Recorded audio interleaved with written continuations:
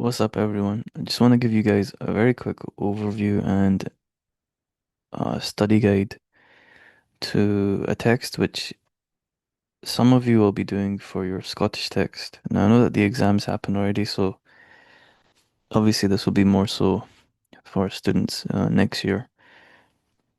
So this is Tally's Blood, which is a text which you do at National 5. I'm not sure if you do it at higher, I can't remember from the text list.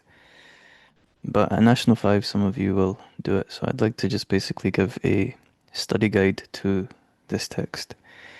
So to begin with, this is obviously part of the Scottish text collection, which means that you will be doing a 8 mark or 10 mark question based on it.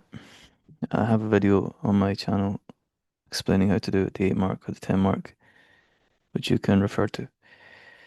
So what we're going to do is I'm just going to give a plot sort of summary, just walk through the story, the most important events in it. And then what I'll do is I'll give a quick sort of summary of the main characters and the main theme. Okay, and then I've got some quotes here that you can use. Okay. Okay, so to begin with, the story is set mostly in Scotland, and the family are a family of Italians who have moved to Scotland. And the story basically begins with the girl Lucia being born, and basically her mother dies either in childbirth, or we're not exactly sure how she dies, but she dies, and so Lucia's father, who's called Luigi, decides to give Lucia to his sister, who is Rosinella, to go with his sister to Scotland. Okay. And Rosinella is the wife of Massimo. Okay.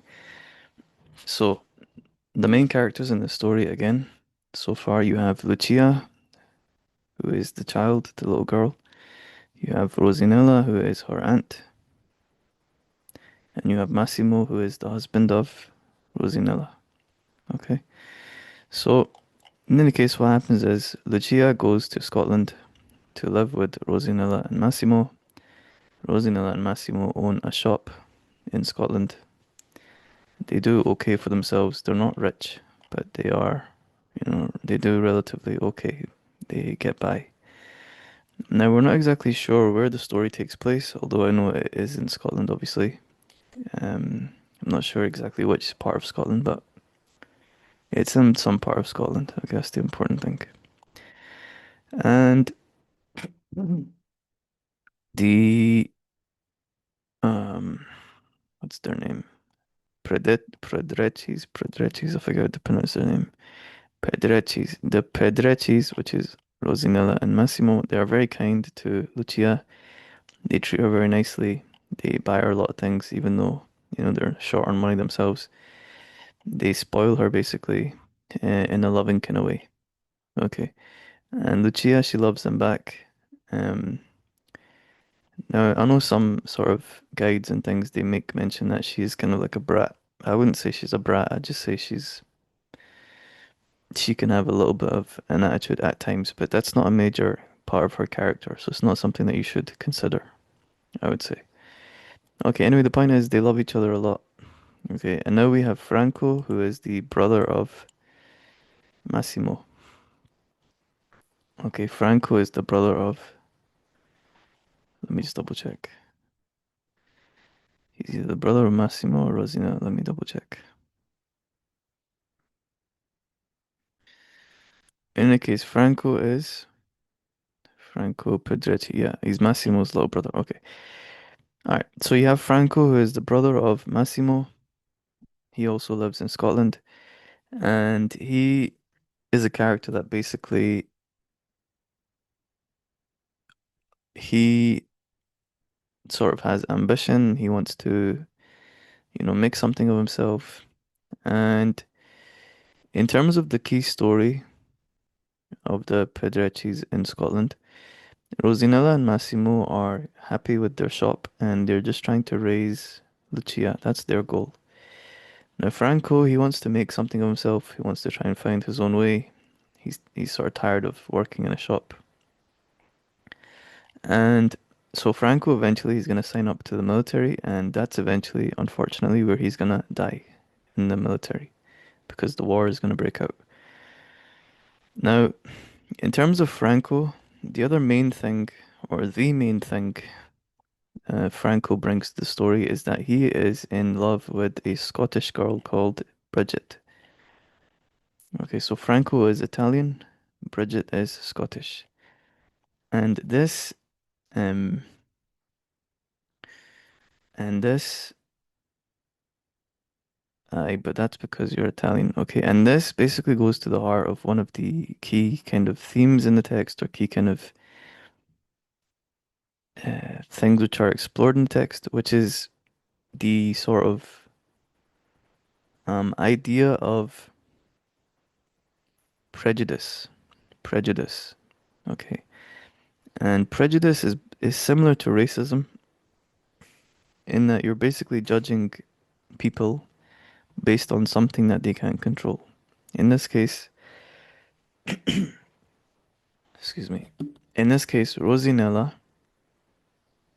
judges Bridget and other Scottish people as being, especially other Scottish women, as being not wife quality.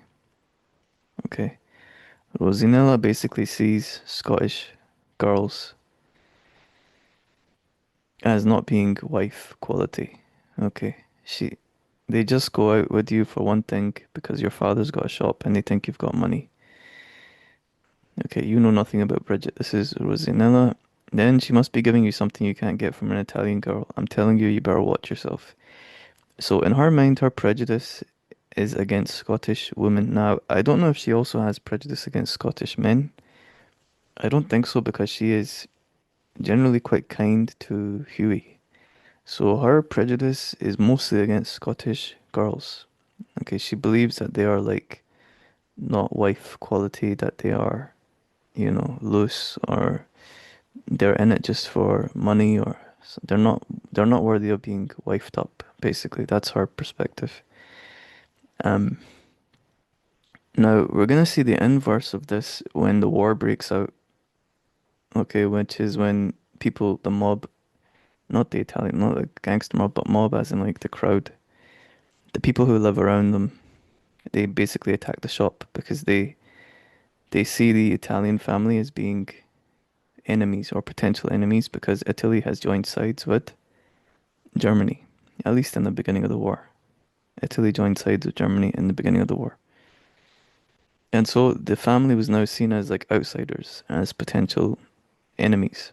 Okay, so we see this prejudice coming from the Scottish side also, um, towards the family. Okay, so this is one of the key kind of ideas in the text, which is prejudice. Now, it's important to know that none of the other family members are prejudiced, none of them. And in terms of the rest of the cast, none of them are also prejudiced either, except for Luigi, who is also prejudiced against Scottish people, which we'll see at the end when Hughie tries to go to Italy to marry Lucia. And then he says basically something like she's not marrying a Scottish person. Now, for him, his prejudice might be because he's Scottish. It could also just be because he wants his neighbour's money and he has this plan. Here, this is the idea from Rosen. This is a nice thing if you want to quote what I'm talking about. Don't think I understand. I don't understand. You're no different from all the Italian men. You're young, you've got the warm blood. But it's one thing to play around with them, you see, because she doesn't see them as wife material. So long as you marry your own kind, prejudice, prejudice. Like there's a difference between human beings because you come from a different place. Stupid way of thinking. You watch, none of them catches you. That's the thing that they do here. They see a man they want and then they make sure that they get him. Okay, so she's very prejudiced, okay? Now it's very interesting, okay, that she's preaching all this stuff, like make sure you get married and do things the quote unquote right way. But Franco correctly says to her, that's good coming from you, seeing as how you got yours. Now, what he's referring to basically is Rosinella's father had made an arranged marriage in Italy to another person. Rosinella had fallen in love with Massimo, and so she ran away with Massimo in the night, which is technically doing the wrong thing. She, like, in a sense, done the dishonorable thing, quote unquote. Now, I'm not saying that I believe this, I'm just saying from her own morals and ethics. She did the dishonorable thing, ran away with Massimo. And because of that, they had to get married. It was like some rule that they have. If you run away for a night with a man, you have to marry him. Okay, so she disobeyed her father. She ran away with Massimo, and that's how they were able to get married. It's what you call a love marriage, as opposed to an arranged marriage. Okay. Okay. Any case, in any case, in any case, Franco is in love with Bridget, and Bridget is in love with Franco, and Bridget is sincere in her love. Bridget is sincere in her love for Franco. She just basically is in love with him, and she wants to be with him and all of that.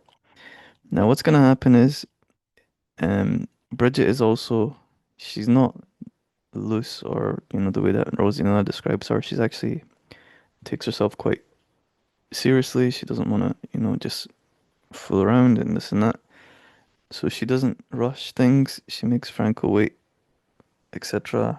And it's only because he decides to sign up for the military that then she says, okay, fine, let's basically be physical in case I never get a chance to again with you, because she loves him, right? Now, from that act of being physical with each other, eventually she actually ends up getting pregnant. This is one of the major plot events in the story. Okay. This is one of the major plot events in the story. I don't want to be the cause of any bust up between you and your dad. You won't blame me for it. Come here, I've kissed. And she kisses you, poor wee love. I've got out. Da da da. Da da da. Okay. And there's actually a little thing here when he's trying to kiss her and things like that, and then she's like, can we slow down? Yes, look, we better stop Franco. We could get carried away. So she's a good girl. Huh? She's not like what she cares about the relationship, and she's not just trying to, you know, have fun, quote unquote. Okay, she has like morals and stuff, huh? So she's not what Rosanelle is describing, basically. Okay. Also, good advice for you if you want to know if the person actually cares about you and not just your body. See what happens if you say stop. If they stop and they're like, okay, that's fine, no problem, then that potentially is someone that cares about you and not just trying to use you. Okay, anyway, side point. All right, so anyway, so what happens is she eventually gets pregnant. Okay, so she gets pregnant and she tries to go. What I said, Rosinella is totally against. She is totally against. Guess who was sitting right in front of us? That Bridget Devlin. Yeah, you need to have a word about Franco about that lassie. Don't start sticking up for him all the time he's out with her, capital bloody cheek. So Rosinella, like I said, has prejudice to Scottish women. So she really dislikes this relationship between Franco and Bridget. Not because there's anything wrong with Bridget, but because she is Scottish. Okay, so she has prejudice against her. Now, what this leads to is when Franco goes off to war, okay, Bridget comes to Rosinella and she tries to talk to her, and Rosinella tells her, okay, this is a really terrible thing, very unfortunate, terrible thing. Rosinella tells her, this happens right here, I'm sorry to bother you, Miss Pedretti. It was you I wanted a word with.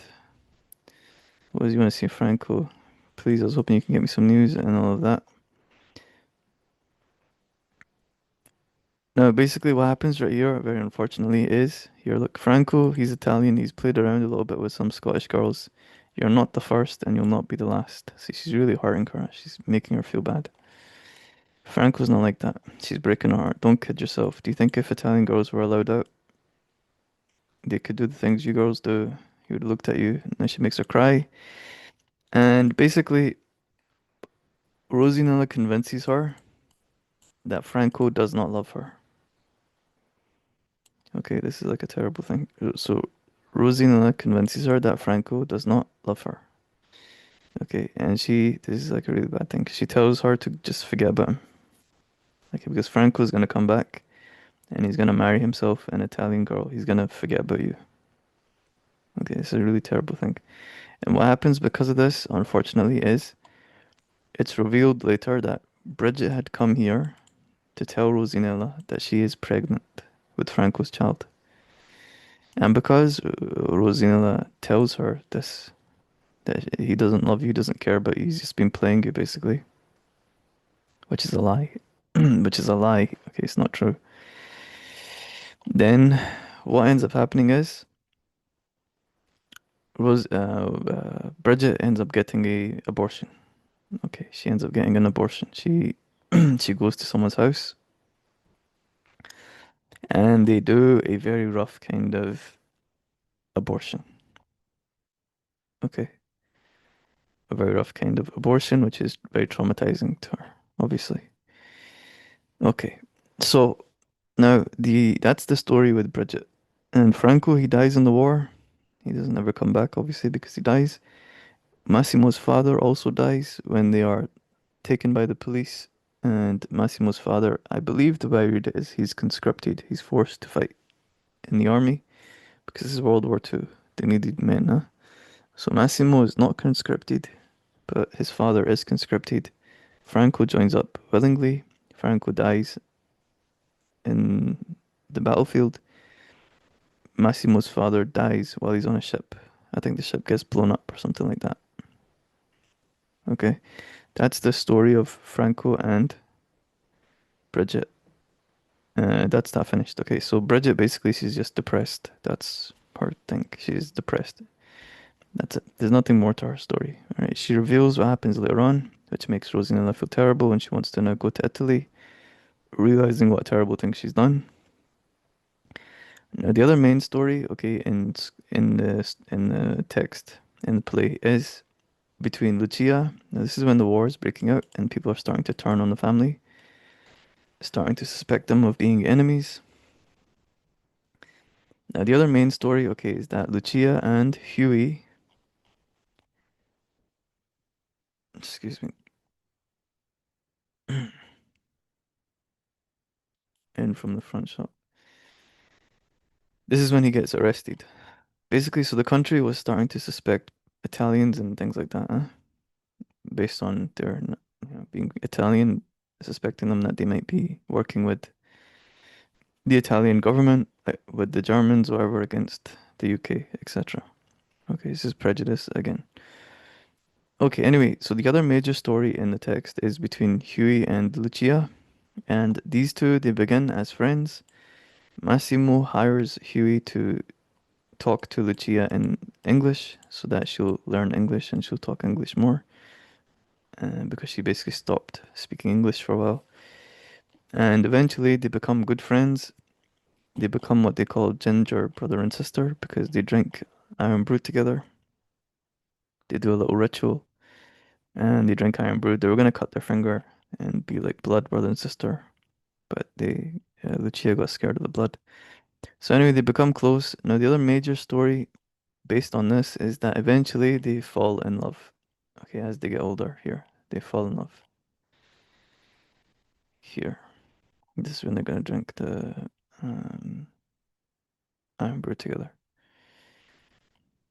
Alright, so they do some ginger sister, ginger brother. So basically, they're like little kids, and they become best friends, and then eventually they fall in love. Okay, now to just sum up and end the story.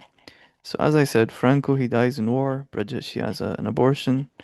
Rosinella finds out that she's the cause of this abortion, based on her lying and prejudice. She feels terrible.